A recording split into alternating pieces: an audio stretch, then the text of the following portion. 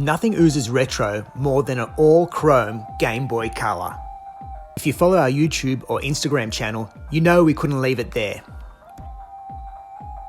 Hori, Japanese leaders in aftermarket gaming accessories, created an aftermarket peripheral that was a battery pack and grip that clipped into the rear of the Game Boy shell.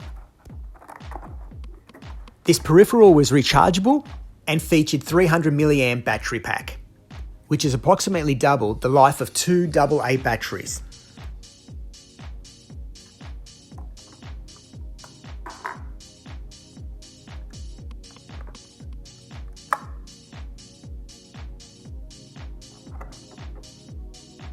But of course, we couldn't stop there. The Boombox is an aftermarket FM digital radio tuner for the Game Boy Color. It powers off the communication port on the left-hand side of the console and still functions to this date. Interact are infamous for creating the Handy Boy for the Game Boy Pocket, but did you know they also created an aftermarket speaker and rumble pack for the Game Boy Pocket? Well, we couldn't resist by adding it to this console. The Pulse Pack was powered by two AAA batteries and simply clipped into the bottom of your Game Boy Color console. The pulse and volume could also be adjusted, and it featured an external ear jack.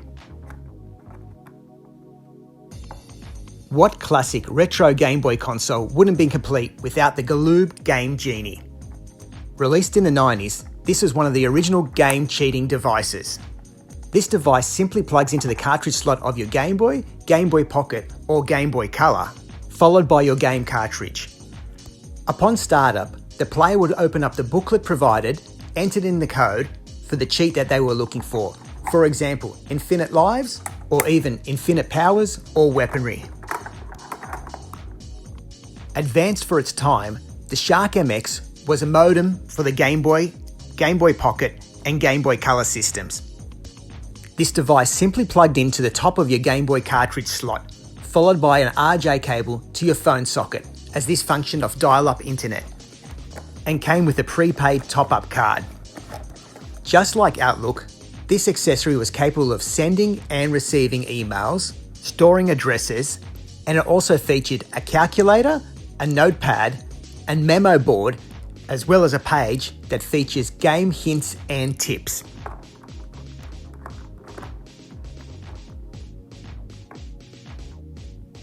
Once fully assembled, this outrageous console measures in at over 33 centimeters in length, which is over a foot.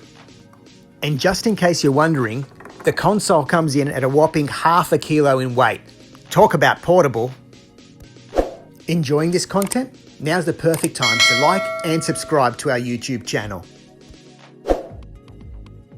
Now the question you've all been waiting for. Does it function? Well, sort of.